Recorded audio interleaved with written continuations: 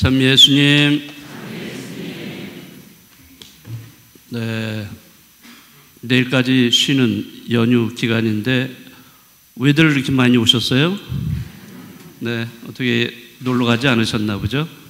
네, 우리 상봉동 우리 신자 여러분들은 주의를 잘 지키시는 분인 것 같습니다. 예, 정말 저는 자리가 많이 비지 않을까 이렇게 걱정을 했는데, 네, 그래도 이렇게 꾸준히 미사에 빠지지 않으시고 나오시는 여러분들께 정말로 감사드립니다. 네, 오늘 강론의 주제는 감사입니다. 네, 자, 여러분들은 살아가시면서 감사합니다 또는 고맙습니다 이런 말을 하루에 몇 번이나 하고 계신가요? 네, 자주 하세요? 아, 그러세요? 그러면 강론 별로 할 필요가 없겠는데? 네, 그렇지만 또 어떤 때는 거의 별로 하지 않고 하루가 지나가는 경우도 많습니다. 네, 감사합니다 뭐 이런 말을 하기보다는 오히려 불평, 불만 이런 것을 토로하면서 보내는 때가 더 많지 않은가 이런 생각을 해봅니다. 자, 여러분이 아까 들으신 제1독서와 복음의 내용은 감사에 대한 내용입니다. 제1독서에서 시리아 장군 나아만이라는 사람이 등장을 하는데, 이 사람은 장군이지만은 나병을 앓고 있습니다. 나병을 가지고 있다는 것은 얼마나 고통스러운가. 네, 그래서 그는 백방으로 이 나병을 낫게 하기 위해서 많은 노력을 했습니다. 용하다는 의사들 찾아가서 의사의 진료를 받아봤지만 아무런 효과가 없었고, 아무리 좋은 약 뭐 이런 여러 가지 노력을 했지만은 결코 자기 병을 고칠 수가 없었습니다. 자, 그런데 거기에 잡혀온 이스라엘의 어떤 소녀가 있었어요. 종이 되었어요, 그 집안에. 그런데 그 종이 그러한 이야기를 한 거예요. 이스라엘에 예언자가 있다. 예언자가 당신의 병을 낫게 해줄 수 있다. 이제 이런 얘기를 듣고 나아만 장군이 어떻게 해요? 지푸라기도 잡을 심정인데, 그래서 그 엘리사 예언자를 찾아가서 낫게 해달라고 하죠.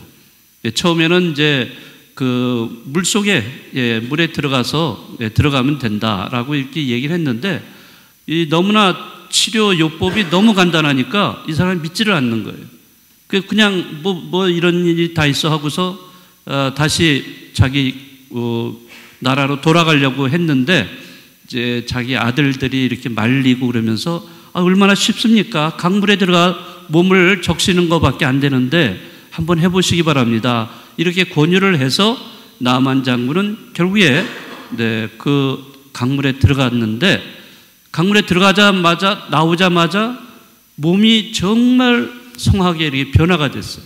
깨끗하게 치유가 됐던 겁니다. 그러니 나아만 장군은 너무나 감사할 수밖에 없는 거죠. 네, 그렇게 해서 오늘 독서에 보시면은 이 나아만 장군이 고맙다는 표시를, 선물을 좀 하고 싶다. 엘리사 예언자에게 이렇게 얘기하지만은 엘리사 예언자는 절대 하느님이 살아계시는 한 나는 선물을 받을 수 없다. 이렇게 이야기를 합니다. 그래서 결국에는 그러면 이스라엘 땅 그 흙이라도 퍼서 내가 가지고 가겠다. 허락해달라. 이렇게 해서 흙을 퍼갑니다. 왜 흙을 퍼가겠습니까? 이 흙을 가지고 제단을 쌓아서 자기가 하느님께만 제사를 드리겠다라고 약속을 했기 때문에 그렇습니다. 자, 이렇게 그는 감사의 표시로 그 하느님께만 제사를 자기가 평생을 죽을 때까지 드리겠다라고 이렇게 약속을 합니다. 자, 그리고 또 오늘 루카복음서를 보시면 아시겠지만은 나병 환자 10사람이 예수님께 찾아옵니다. 자, 그들은 예수님 앞에 엎드려서 무릎을 꿇고 애원을 해요. 자, 저희를 자비를 베풀어 주십시오. 자, 이렇게 애원을 하니까 예수님께서 그 10명의 나병 환자들을 깨끗하게 치유를 해 주십니다. 자, 그리고 너희들은 가서 사제한테 보여라.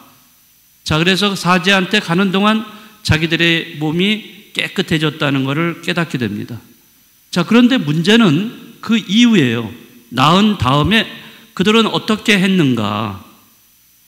자, 그런데 그 중에서 딱 한 사람만 예수님께 돌아와 가지고 예수님 앞에 무릎을 꿇고 너무너무 감사합니다.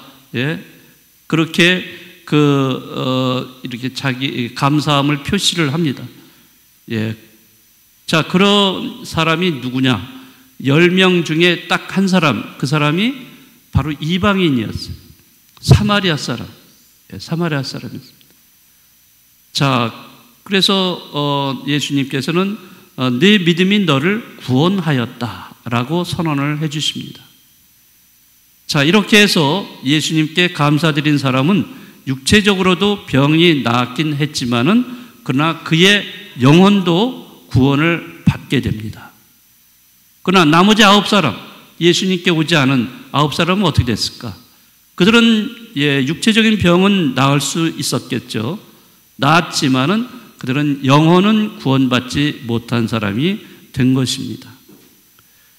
자, 오늘 독서와 복음은 우리 신앙생활을 하는 데 있어서 감사가 얼마나 중요한가를 우리에게 알려주고 있습니다. 진정으로 감사하는 사람만이 참된 구원을 얻을 수 있다 하는 그런 이야기입니다. 여러분들 탈무드 아시죠? 탈무드에 보면 이런 이야기가 나옵니다. 세상에서 가장 지혜로운 사람은 배우는 사람이다. 그러나 세상에서 가장 행복한 사람은 누구다? 감사하며 사는 사람이다. 자, 이런 얘기가 나옵니다. 감사하면서 살아가는 사람이 행복한 사람이다 하는 말입니다. 정말 마음에 와닿는 말이죠. 네. 행복하기 때문에 감사하는 겁니까? 감사하기 때문에 행복하는 겁니까? 네. 이걸 분명히 우리가 구별을 하셔야 돼요. 행복하기 때문에 감사한 게 아니라 감사를 하기 때문에 내가 행복해지는 사람이 된다는 거죠. 자, 왜 우리는 감사하기 때문에 행복할까? 그것은 감사가 모든 것을 긍정적으로 보게 해주기 때문입니다. 결국에 감사를 하지 못하는 사람은 불행한 사람이 될 수밖에 없습니다. 왜 불행할까? 그는 늘 감사보다는 불평불만을 계속 늘어놓는 거예요. 네, 불평불만이 가득한 사람은 만족할 줄을 몰라요. 그러니까 결국에는 행복하지도 못하고 불행하다고 자기 자신을 생각하는 것입니다. 아주 작은 것에서부터 감사를 표시할 때 늘 감사하면서 살아갈 수가 있습니다. 여러분들 혹시 이런 말을 들어보신 적이 있는지 모르겠는데요.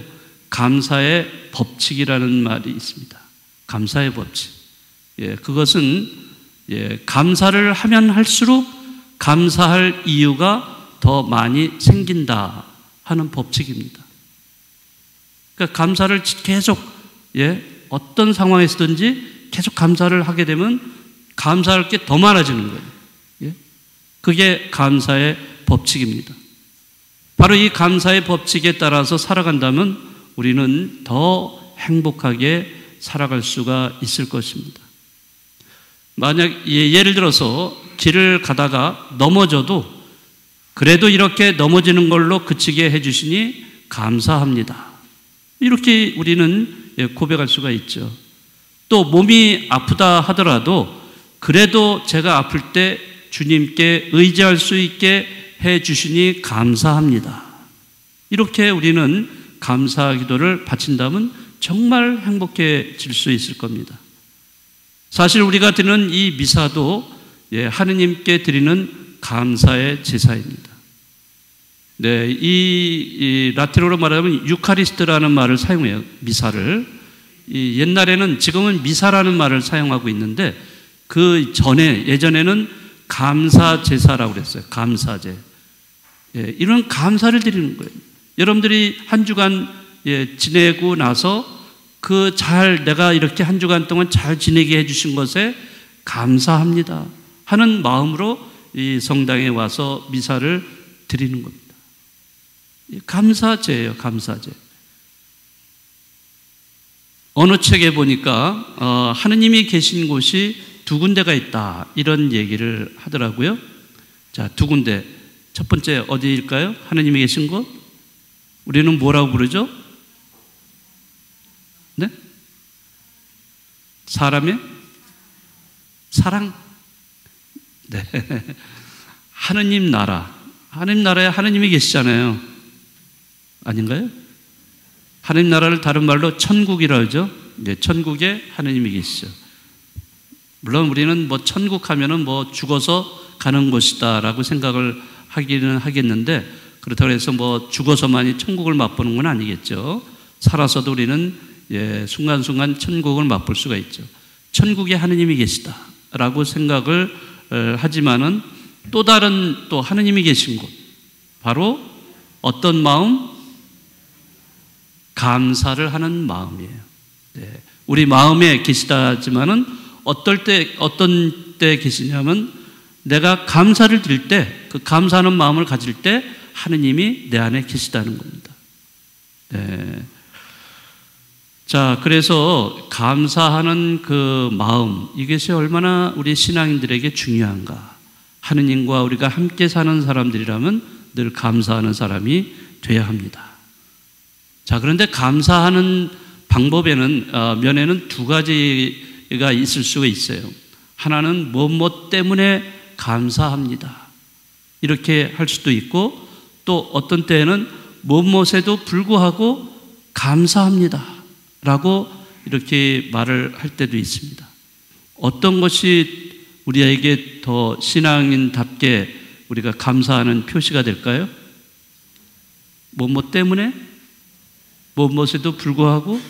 네, 그렇죠. 뭐뭐 때문에 이렇게 우리가 표시를 한다면 그거는 조건적인 감사가 되는 거죠.